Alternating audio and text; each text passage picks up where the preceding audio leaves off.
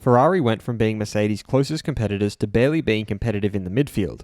This was a result of a clampdown on their power unit, which many believe was employing methods that weren't allowed by the regulations. While Ferrari have never admitted they never did anything wrong, team principal Mattia Binotto has come the closest to doing so now while taking part in the F1 podcast Beyond the Grid, while also revealing the high pressure Ferrari's former chairman Sergio Marchionne put the team under. I'm your host Dillon Shelley, and first up on Formula World, how former Ferrari chairman pushed the team to exploit grey areas. Binotto started off by giving an example of the type of pressure Marchionne would put him under. The pressure was there, no doubt.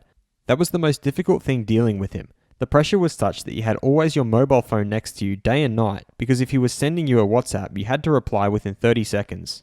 Living with the phone next to you was not easy. That was the type of pressure, certainly his way of putting pressure, making sure that you were always awake, always ready to reply. He texted me in the middle of the races as well. Maybe not in the middle of the night, but early morning, no doubt. He then spoke about the grey areas in the regulations after revealing if their 2019 secretive deal with the FIA was a result of exploiting such a grey area. Could be. I think first, it's part of the sport to try and interpret the grey zone of the regulations. I think in that respect, all the teams are doing it. But then it's what you interpret as grey or not grey. He signed off by confirming why they developed the grey areas so much. I think it's obviously always a limit, which is very borderline and difficult. But yes, he certainly pushed us, not me, but us, a lot to develop the grey areas as much as we could. Fast feed. Mercedes trackside engineer Andrew Chauvelin feels that the thing that was least surprising about their stand-in driver George Russell was his speed in qualifying. He explained by saying that if you look at what he'd been doing in the Williams, clearly he knows how to drive a car quickly, and he knows how to get the most out of it. So that was not a complete shock for Chauvelin, but how he handled the pressure, that was very impressive. Former F1 driver turned analyst Jolyon Palmer is of the opinion that Alex Albon's performance are just as bad as former Red Bull driver Pierre Gasly's. He, however, feels that Red Bull is still waiting in the hope that he'll show something of a signal that he's good enough to keep for Red Bull. Palmer further feels that Red Bull needs someone who stands there when others fail, and outgoing Racing Point driver Sergio Perez is already doing that. He further pointed out how Perez drove past Albon in Sakhir to victory, while Albon doesn't get any further than P6.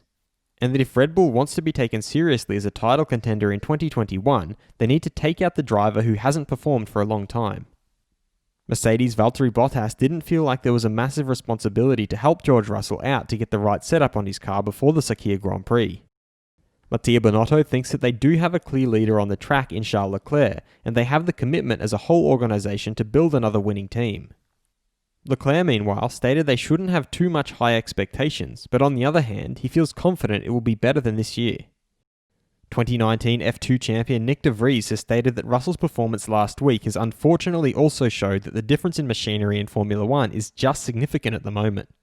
He added that as a result, you don't see a battle at the front as you do in the midfield and in other classes.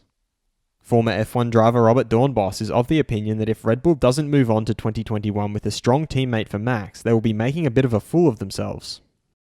Renault's Daniel Ricciardo has revealed that one of his COVID-19 tests after the Tuscan Grand Prix came back as inconclusive and that there was a bit of panic and that wasn't fun. However, he was fine in the end, but that obviously was something he hadn't gone through before, and then you start playing games in your head like, do I feel a little, and maybe, do I have it? Do you feel grey areas are okay to exploit in F1? Head over to my community page to vote in the poll and let me know what you think in the comments. And if you liked this video, feel free to subscribe and check out my others for all the latest in the world of Formula 1.